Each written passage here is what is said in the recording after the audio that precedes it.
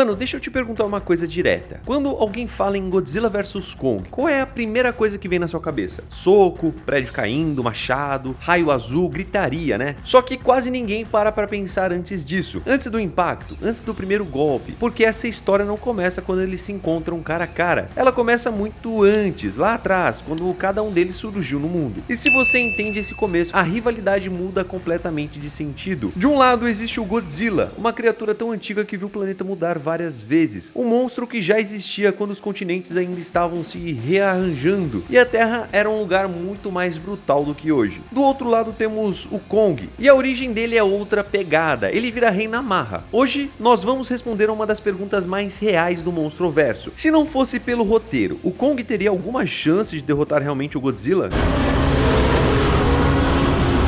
Mas antes de descobrir, a gente precisa falar sobre esses dois gigantes. Quem é o Godzilla de verdade? Antes de falar de luta, Kong, machado ou qualquer outra coisa assim, a gente precisa entender quem é o Godzilla dentro do Monstroverso. Porque muita gente ainda trata ele como um monstro grande que cospe raio. O Godzilla é uma criatura pré-histórica, anterior à humanidade, anterior às civilizações e até muitos ecossistemas modernos. A espécie dele surgiu em uma terra muito mais violenta, onde a radiação natural fazia parte do ambiente. Enquanto outras formas de vida evoluíam para fugir ou se esconder, o Godzilla evoluiu para aguentar impacto, aguentar calor, aguentar pressão e sobreviver a eventos que exterminariam qualquer outra criatura. O corpo dele não funciona como o de um animal comum, ele é um organismo movido a energia, principalmente energia nuclear. Mas o ponto mais importante não é nem o poder, é o comportamento. O Godzilla é um réptil alfa, guiado quase totalmente por instinto, ele não planeja, não conversa. Muita gente acha que ele age para proteger o mundo ou até a humanidade, mas na real ele sente uma ameaça ao equilíbrio natural e reage. Sempre ele reagiu assim. E é por isso que ele enfrenta outros monstros sem piedade, domina territórios inteiros e força outros titãs a se ajoelharem perante a ele. Para ele é tudo uma questão de hierarquia. Para o Godzilla o mundo funciona assim, ou você domina ou você é dominado. E mano, e o Kong? Agora vamos pro outro lado da moeda. Ele não é um ser ancestral que existe antes das eras. Na verdade ele já foi pequeno, vulnerável, cercado por outros predadores maiores e mais perigosos. Desde cedo o Kong aprende que força sozinha não resolve tudo, até porque ele nem sempre foi o animal mais forte de onde vivia. Ele precisa observar, testar, errar e aprender. É assim que ele sobrevive. Antes disso, a gente precisa voltar para a biologia. O Kong é um primata, e se você prestou atenção nas aulas da escola, você com certeza sabe que o cérebro dele é muito mais desenvolvido. Ele entende o ambiente, reconhece padrões, usa ferramentas e adapta estratégias durante a luta. Quando ele pega um osso, um tronco ou um machado, ele está usando de um raciocínio. O Kong luta pensando. Isso é muito visível em vários confrontos, em que ele não ganhou porque é o mais forte. Na verdade ele ganha porque esperou o momento certo de conseguir atacar, porque usou alguma ferramenta e até porque recuou. Isso mostra que mesmo que ele seja um alfa, ele não é guiado unicamente pelo instinto, mas é claro que fisicamente ele é absurdamente forte. Força bruta mesmo, sabe? Capaz de derrubar outros monstros no braço, escalar estruturas gigantescas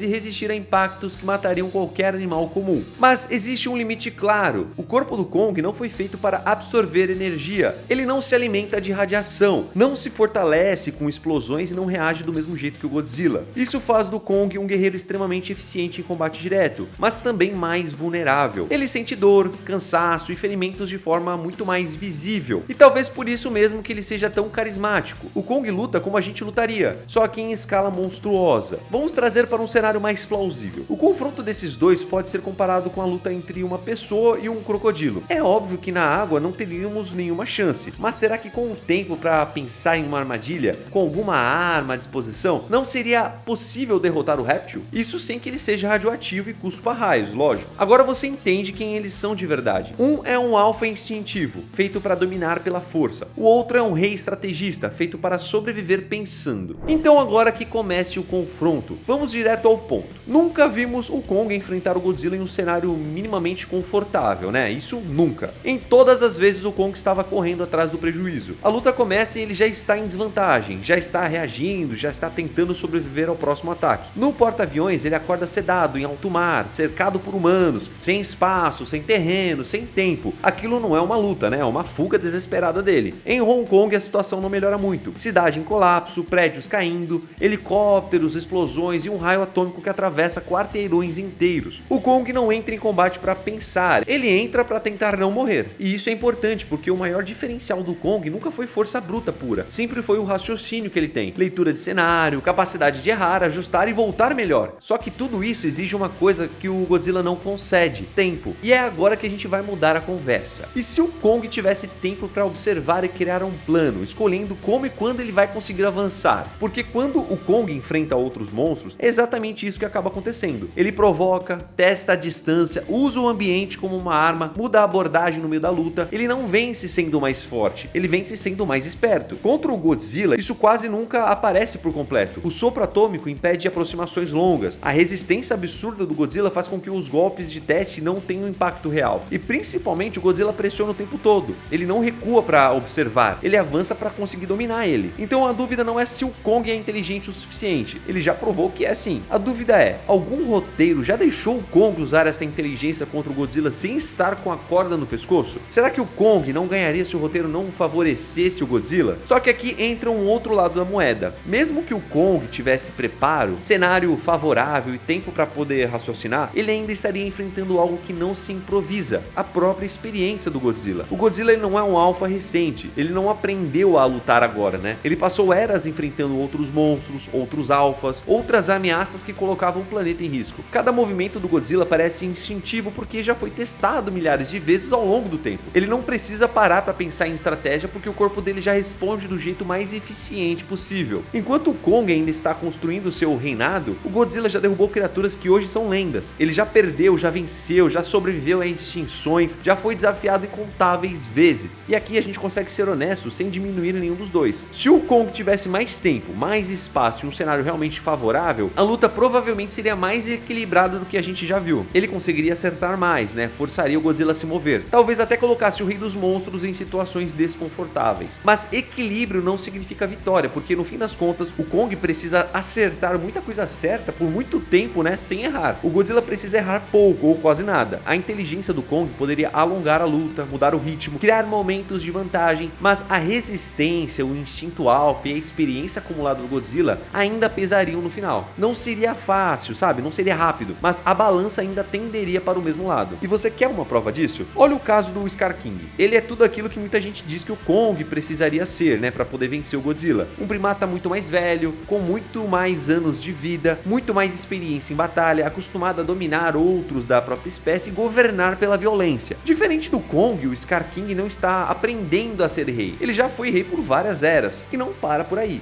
Além da experiência absurda, o Scar King ainda usa uma arma muito mais letal do que qualquer coisa que o Kong já teve nas mãos. Uma arma feita especificamente para matar outros titãs, usada com crueldade, precisão e intenção de execução. E mesmo assim, isso não foi o suficiente. O Scar King sabia que sozinho não venceria o Godzilla, e é exatamente por isso que ele precisou da Shimo, uma criatura de outro nível, com poder climático, capaz de congelar o próprio Godzilla e neutralizar justamente aquilo que o torna quase imbatível, sua energia. E mesmo com essa vantagem absurda, mesmo com o planejamento, o controle e uma arma mortal, o plano falha. Sem a Shimo, o Scar King simplesmente perde. Isso prova algo muito importante. Não é falta de inteligência, não é a falta de experiência e também não é a falta de arma. Se um primata muito mais velho, mais experiente, mais cruel que o Kong, usando uma arma mais letal e ainda contando com a ajuda de um titã de escala planetária, não conseguiu vencer o Godzilla sozinho, isso deixa claro o tamanho da diferença. Enquanto a gente diz que mesmo com preparo, o Kong provavelmente ainda perderia, não é desmerecimento, é coerência com o que o próprio universo já mostrou. A inteligência do Kong poderia alongar a luta, criar momentos de vantagem e até mudar o ritmo do confronto, mas no fim das contas, a resistência absurda, o instinto alfa e as eras de experiência do Godzilla ainda pesariam bastante. Talvez não seria uma surra, mas a balança ainda cairia para o mesmo lado. Não é à toa que o Godzilla leva o nome da franquia. E tem outra coisa que você vai concordar comigo. Em Godzilla vs Kong, o Godzilla só poupou o Kong por puro roteiro, porque ele já matou outros titãs por muito menos, mas isso é papo para um outro vídeo. Agora eu quero saber de você, sem fanatismo, você acha que o Kong poderia vencer em algum cenário específico? Ou o Godzilla sempre vai estar em um degrau acima, não importa o contexto? Comenta aí embaixo que eu quero ler a sua opinião. E se você curtiu esse tipo de análise mais pé no chão, deixa o like, se inscreve no canal e compartilha com aquele amigo que defende o Kong até o fim. E é isso, fique com Deus e até o próximo vídeo. Tchau!